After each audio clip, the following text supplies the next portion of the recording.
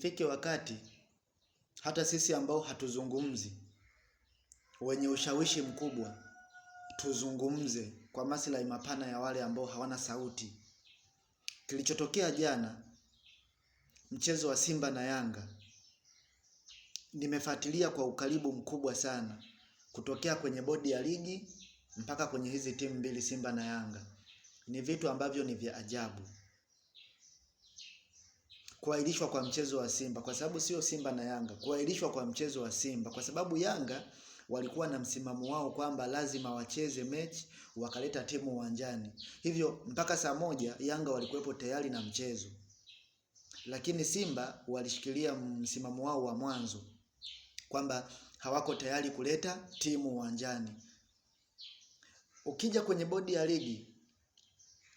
ligi mpaka kufikia saa 8 bado ilikuwa ina msimamo ule ule kwamba lazima mechi ichezwe. Hivyo walihamasisha mashabiki waendelee kununua tiketi kwa wingi, na ni kweli hatuna roho mbaya.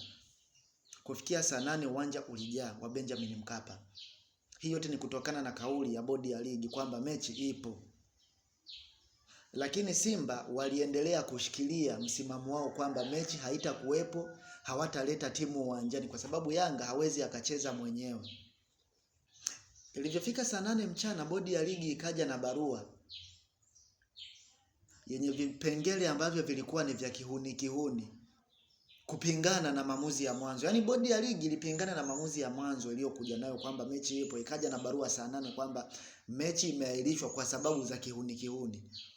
Hivyo mashabiki wakajikuta wamepoteza gharama nyingi sana.